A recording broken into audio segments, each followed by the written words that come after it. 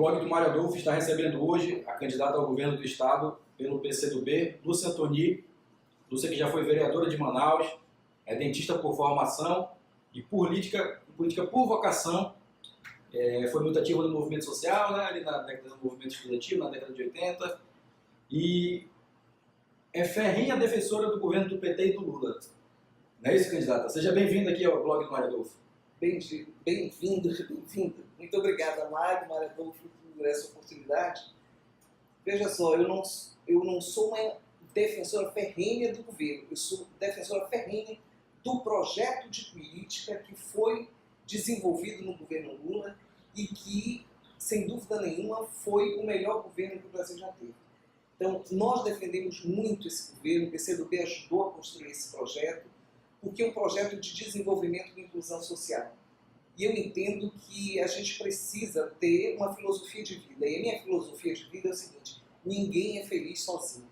Nós precisamos viver em coletividade, precisamos aprender a valorizar esta convivência e precisamos aprender a respeitar aqueles que caminham conosco. Portanto, eu acho que esse foi o melhor projeto, por isso que a gente defende. Candidata, deixa eu fazer a primeira pergunta. Por que a senhora quer ser governadora do estado? Eu acho que eu estou tendo uma oportunidade de ajudar o meu estado a romper com tudo que não deu certo. Porque na vida é o seguinte: não adianta você insistir no erro e depois reclamar que as coisas estão dando erradas, né? Nós precisamos, portanto, mudar essa história que não tem resolvido os problemas do povo do Amazonas. O estado cresceu, a economia cresceu, mas o povo não conseguiu melhorar de vida. Nós ainda temos uma população muito carente no nosso estado. Nós ainda temos gente passando fome, e isso é inadmissível. Por isso eu quero ser governadora, para poder romper com essa política de atraso e para implementar uma nova política de desenvolvimento e inclusão social, de uma política pautada na nossa biodiversidade. Nós não podemos ficar completamente dependentes do polo industrial de Manaus. Todo o governo é uma ameaça. Recentemente o Temer tentou acabar com esse modelo Zona Franca, se não fosse uma atuação da senadora Vanessa, que entrou com um projeto legislativo para impedir que ele acabasse com o polo de concentrados. Hoje nós já estaríamos com menos 15 mil empregos no estado do Amazonas. Portanto, eu quero desenvolver o Amazonas a partir da nossa piscicultura, a partir das nossas frutas, que eu não tenho dúvida, nós podemos ganhar um mercado internacional se nós apostarmos na nossa agroindústria. Candidata, a senhora foi vereadora por 2 mandatos, com uma participação muito grande, principalmente em defesa dos direitos humanos, das causas sociais. De repente, a senhora deixa de ser política. O que aconteceu? Mário, eu na verdade nunca quis ser parlamentar. Eu sempre atuei politicamente, mas eu sempre disse para as pessoas que eu não tinha muita paciência para o parlamento.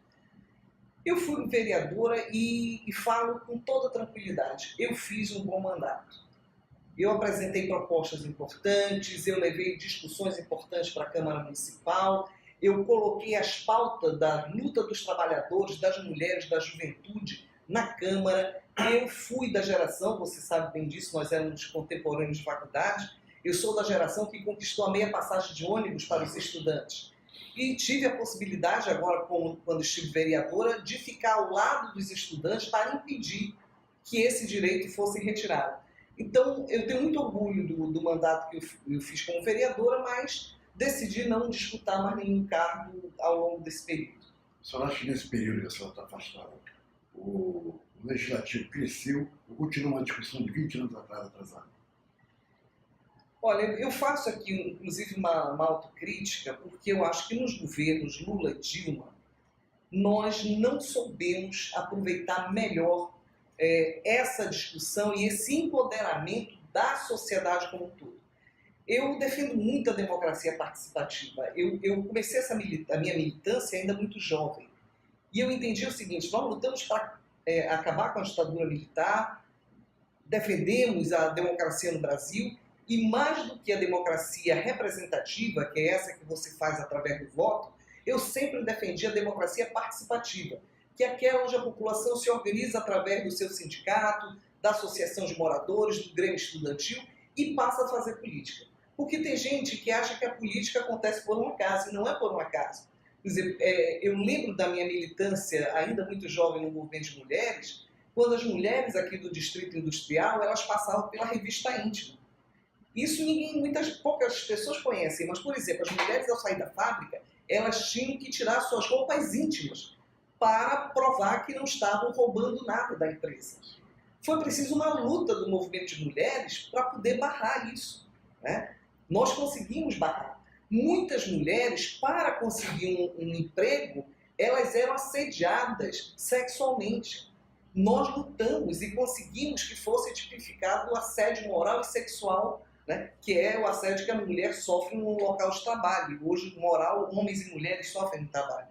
Portanto, isso são lutas importantes que o povo brasileiro veio conquistando ao longo dessas décadas, né? Então, portanto, eu defendo muito a democracia participativa e eu estive ao longo de toda a minha vida envolvida com isso, fora do parlamento, mas muito participando do movimento social. Como é que a senhora enxerga o interior do estado hoje e o governo amazoniano? Olha, eu tenho assim uma crítica, principalmente ao governo do Amazonino, que foi o governo, por exemplo, que no governo passado dele, ele acabou com a CEPROV. Como é que você vai desenvolver a economia do interior do estado do Amazonas sem ter uma ferramenta importante, que é a Secretaria de Produção Rural, que vai ajudar no desenvolvimento da nossa agroindústria, da nossa piscicultura, que são os carros-chefes do desenvolvimento do interior do estado do Amazonas. Portanto, nós precisamos trabalhar isso. Agora, mais do que isso, eu estou propondo no meu governo um investimento em turismo. O Amazonas é um estado vocacionado para o turismo. E as pessoas muitas vezes pensam no turismo como algo para pessoas ricas. E o turismo tem que ser um direito de qualquer cidadão que trabalha, que tem direito a férias e que pode fazer o turismo, inclusive, na sua própria cidade. Então, nós podemos incentivar muito o turismo comunitário, o turismo esportivo, o turismo de negócio. Tudo isso irá gerar emprego e renda em todos os municípios do Amazonas, porque nós temos potencial para isso. Então, assim, o interior do estado, a gente está vendo muito essa esperança de poder fazer pelo estado do Amazonas como um todo aquilo que não foi feito até aqui. Você avalia a situação da segurança do Amazonas, a infiltração de algumas pessoas que são acusadas de participar do narcotráfico e se infiltrar na política do Amazonas. Olha, essa questão da segurança, eu penso que ela é, nesta campanha, o ponto mais sensível. E é preciso ter claro, não se resolve o problema da violência com arma. Nós temos que combater a causa dessa violência. E a causa da violência é justamente a sociedade injusta. A causa da violência é uma cultura que foi sendo criada do individualismo, onde as pessoas acham que vão resolver os seus problemas sozinhos. Isso foi gerando uma cultura e uma geração de pessoas arrogantes, pessoas prepotentes, debochadas e violentas. E nós precisamos acabar com isso. Qualquer idiota pode ser debochado. Agora, para ser uma pessoa decente que tenha compromisso com o povo, poucos são. Então nós vamos tratar essa questão da violência, primeiro atacando as causas do problema. Segundo, nós vamos enfrentar a violência porque não dá mais para conviver com a matança que nós estamos vivendo aí. Agora, todo mundo sabe que boa parte dessa violência está ligada ao tráfico de drogas. Então nós precisamos atender as pessoas que estão na dependência química. E aqueles que tiveram contato, embora não sejam dependentes químicos, precisam da ajuda. Então nós vamos, através dos CAPs, fazer o atendimento dessa população usuária para que ela possa não criar dependência e, se dependente, poder largar o vício.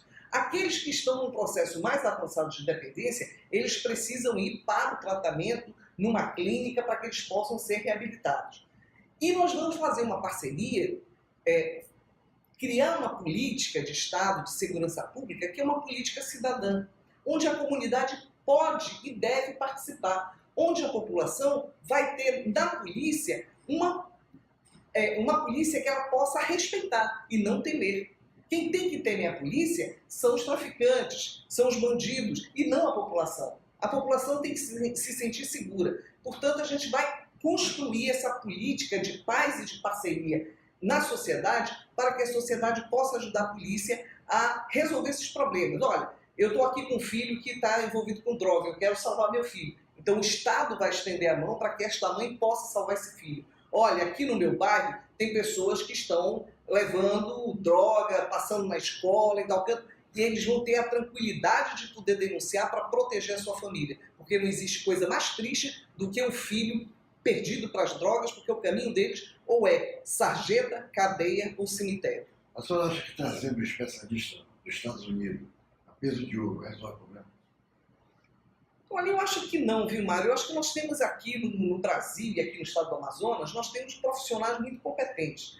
Tem uma coisa que eu tenho falado muito nos debates, essa turma que está aí tenta desqualificar o serviço público, porque, na verdade, faz o jogo do empresariado que quer ganhar esse dinheiro e prestar um mau serviço ou desviar o recurso, como foi o caso dos maus caminhos que a gente conhece aí. Então, portanto, eu quero trabalhar com servidor público porque eu sei da competência, eu sou servidora pública, eu sou filha de servidores públicos, eu sei da competência que tem esses profissionais para desenvolver políticas públicas de qualidade, né? E eu tenho certeza que na polícia aqui do estado do Amazonas nós temos inteligência suficiente para desenvolver um programa eficaz no combate à violência. Nós vamos valorizar esses profissionais, né? Não só na polícia, mas em todos os segmentos do serviço. Como é que a senhora avalia, por exemplo, esse discurso de ódio fez o Bolsonaro crescer nas pesquisas? Mas existe parcela da população, principalmente de mulheres, que apoiam esse tipo de discurso do Bolsonaro, mesmo ela sendo agredida. Como é que a senhora analisa assim, essa contradição?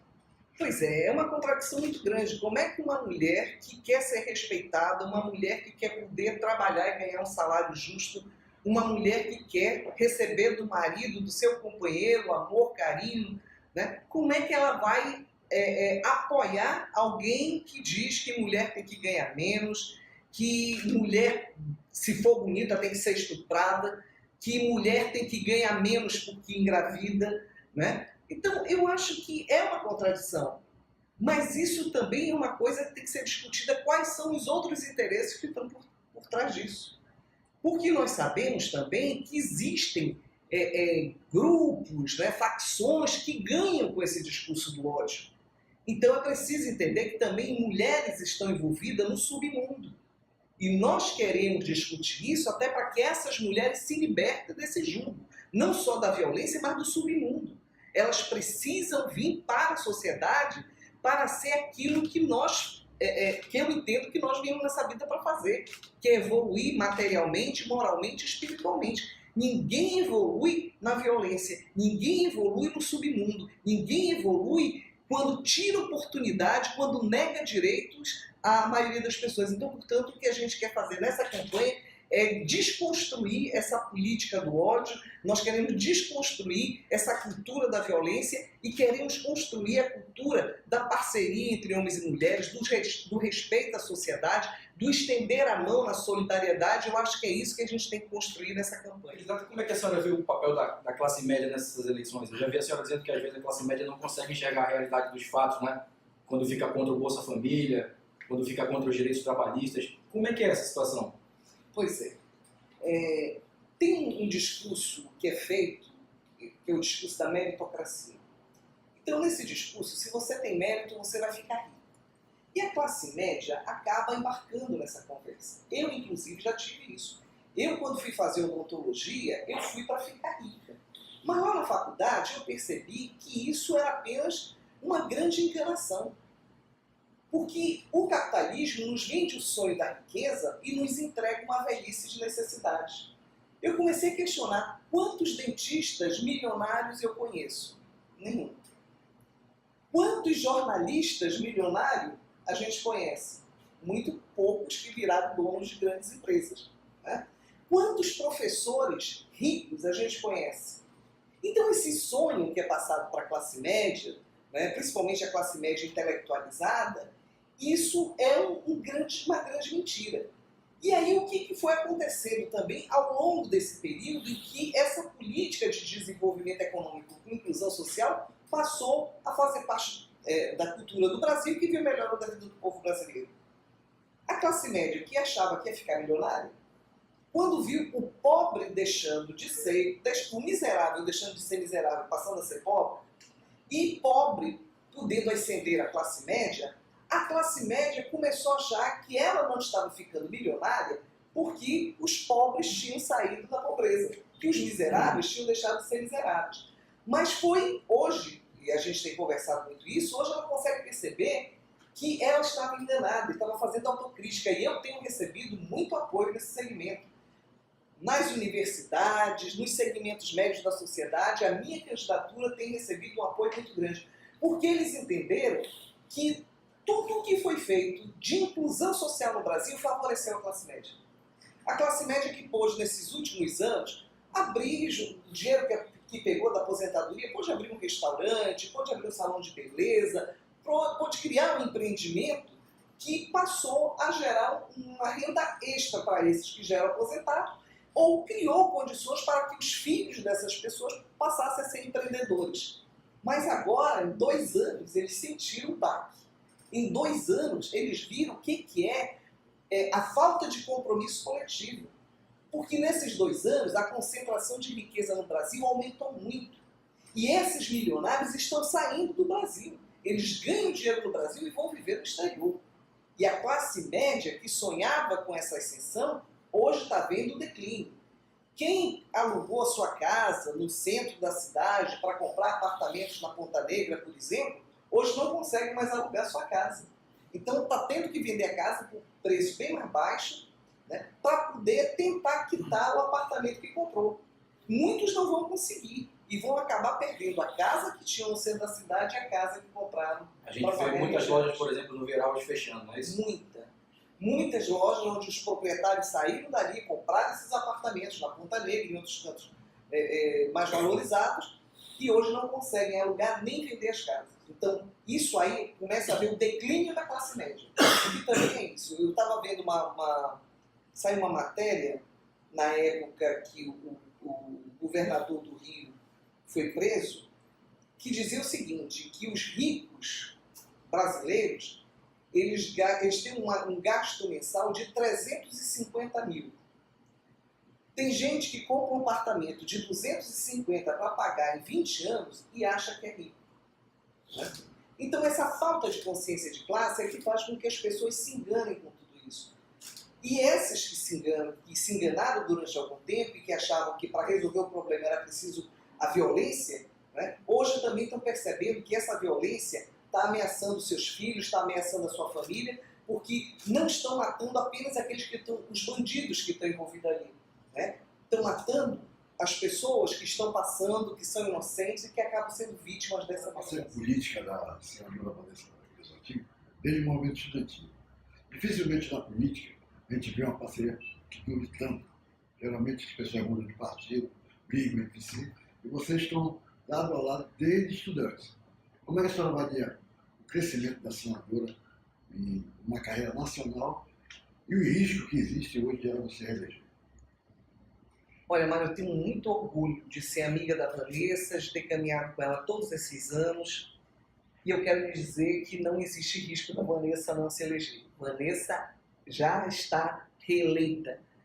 As pesquisas apontam isso, a gente vê isso na rua, o apoio, o carinho, a população que estava sendo enganada com discursos dizendo que a Vanessa teria votado contra o trabalhador. Hoje as pessoas têm claro que, na verdade, a Vanessa foi a única da bancada do Estado do Amazonas que esteve ao lado dos trabalhadores o tempo todo.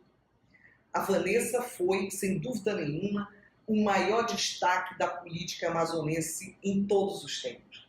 A Vanessa, quando derrotou o Arthur, ela não derrotou apenas o candidato do PSDB.